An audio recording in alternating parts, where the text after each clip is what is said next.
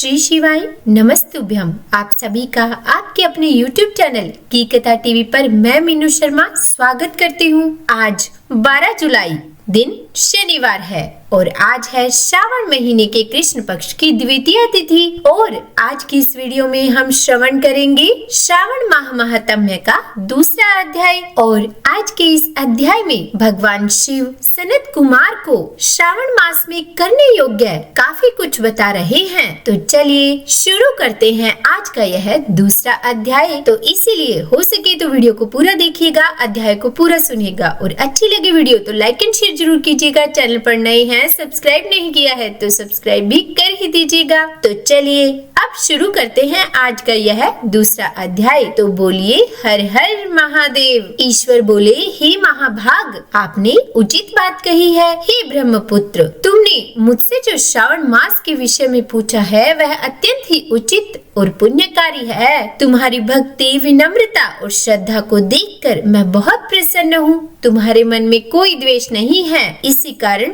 तुम सबके प्रिय हो। मैंने तुम्हारे पिता ब्रह्मा जी का एक मस्तक काटा था, फिर भी तुमने मुझसे कोई बैर नहीं रखा। यह तुम्हारी महानता है, इसीलिए मैं तुम्हें सावन मास का पूरा महात्म्य सुनाऊंगा। तुम इसे ध्यान लगाकर सुनो। हे योगियों में श्रेष्ठ, मनुष्य को चाहिए कि श्रावण मास में नियम पूर्वक व्रत करे, विशेष रूप से नक्त व्रत यानी कि दिन में उपवास, रात को भोजन करे और रोज रुद्राभिषेक करे। जो वस्तुएं मन को प्रिय हो उनका त्याग कर दें। पुष्प, फल, तुलसी दल, बिल्वपत्र आदि से शिव जी का पूजन करें। इस मास में 1 करोड़ शिवलिंग बनाकर उनकी पूजा करना और ब्राह्मणों को भोजन कराना अत्यंत पुण्यदायक है। पूरे महीने फलाहार, उपवास और धरती पर शयन करने से मनुष्य कई गुना बढ़ता है। पूरे महीने फलाहार, उपवास और धरती पर शयन करने से पुण्य कई गुना बढ़ता है। श्रावण मास में पंचामृत से अभिषेक करना विशेष फलदायी है। जो भी शुभ कर्म इस माह में होता है वह अनंत गुना फल देता है। इस माह में झूठ, हिंसा, व्यर्थ बातों से बचना चाहिए। पत्ते पर भोजन करना, शाकाहार करना और शाक का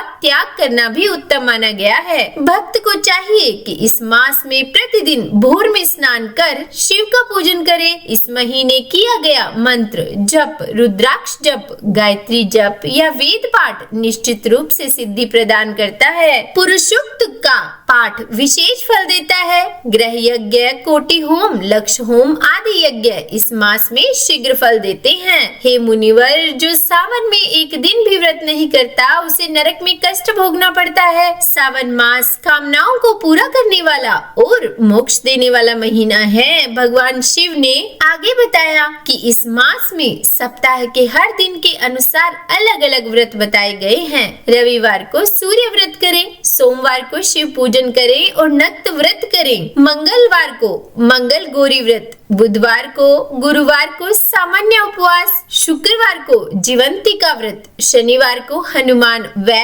नरसिंह व्रत करें।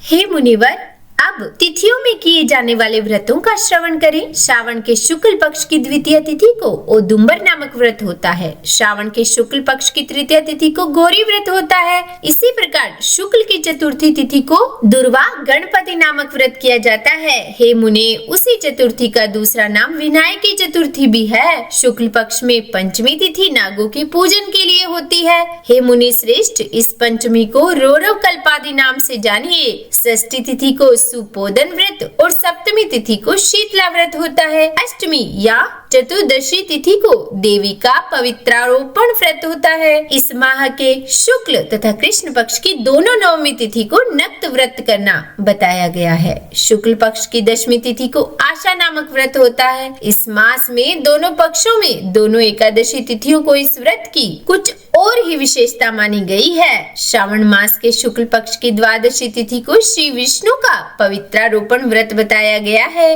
इस द्वादशी तिथि में भगवान श्रीधर की पूजा करके मनुष्य परम गति प्राप्त करता है। उत्सर्जन, उपाकर्म, सभा दीप, सभा में उपाकरम, इसके बाद रक्षाबंधन, पुनः श्रवणाकरम, सर्प बलि और हैग्रीव का अवतार। ये 7 कर्म पूर्णमासी तिथि को करने हेतु बताए गए हैं। श्रावण महीने के कृष्ण पक्ष में चतुर्थी तिथि को संकुष्टि चतुर्थी व्रत कहा गया है और श्रावण मास के कृष्ण पक्ष की पंचमी तिथि के दिन मानव कल्पादि नामक व्रत को जानना चाहिए। हे द्विजोतम, कृष्ण पक्ष की अष्टमी तिथि को श्री कृष्ण का पूर्ण अवतार हुआ। इस दिन उनका अवतार हुआ, अतः महान उत्सव के साथ इस दिन व्रत करना चाहिए। हे मुनि श्रेष्ठ, इस अष्टमी को मनवादी तिथि जानना चाहिए। श्रावण मास की अमावस्या तिथि को पिठोरा व्रत कहा जाता है। इस तिथि में कुशों का ग्रहण और वृषभों का पूजन किया जाता है। इस मास में शुक्ल पक्ष की प्रतिपदा तिथि से लेकर सब तिथियों के पृथक पृथक देवता हैं। प्रतिपदा तिथि के देवता अग्नि, द्वितीय तिथि के देवता ब्रह्मा,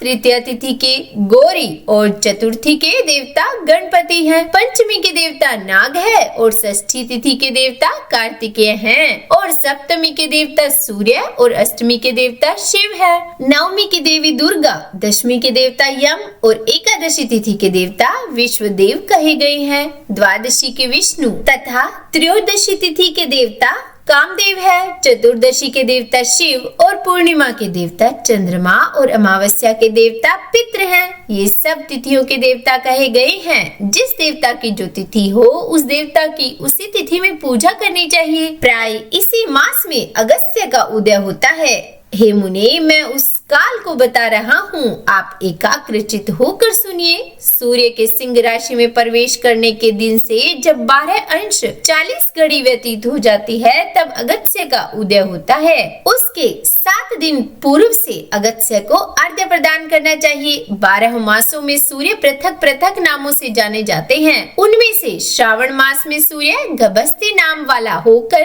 तपता है। इस मास में मनुष्यों को भक्ति संपन्न होकर सूर्य की पूजा करनी चाहिए। हे सत्तम, 4 मासों में जो वस्तुएं वर्जित है उन्हें सुनिए। श्रावण मास में शाक तथा भाद्रपद में दही का त्याग कर देना चाहिए। इसी प्रकार अश्विन में दूध और कार्तिक में दाल का परित्याग कर देना चाहिए। यदि इन मासों में इन वस्तुओं का त्याग नहीं कर सके तो केवल श्रावण मास में ही उक्त वस्तुओं का त्याग करने से मानव उसी फल को प्राप्त करता है। हे मानद, यह बात मैंने आपसे संक्षेप में कही है। हे मुनि श्रेष्ठ, इस मास के व्रतों और धर्मों के विस्तार को सैकड़ों वर्षों में भी कोई नहीं कह सकता। मेरी अथवा विष्णु की प्रसन्नता के लिए संपूर्ण रूप से व्रत करना चाहिए। परमार्थ की दृष्टि से हम दोनों में भेद नहीं है। जो लोग भेद करते हैं वे नरकगामी होते हैं। अतः हे सनत कुमार, आप श्रावण मास में धर्म का आचरण कीजिए। तो बोलिए हर हर महादेव। इस प्रकार ईश्वर सनत कुमार संवाद के अंतर्गत श्रावण व्रतोदेश कथन नामक दूसरा अध्याय संपूर्ण हुआ। शिव पुराण और भागवत महापुराण में स्पष्ट लिखा है कि शिव और विष्णु एक ही है और भगवान कृष्ण स्वयं अपने श्रीमुख से कहते हैं कि जो मुझे माने शिव को नहीं और जो शिव को पूजे मुझे नहीं, दोनों पापी हैं। इसीलिए प्रेम से, मन से, भाव से सभी जयकारा लगाइए। हर हर महादेव, हर हर महादेव।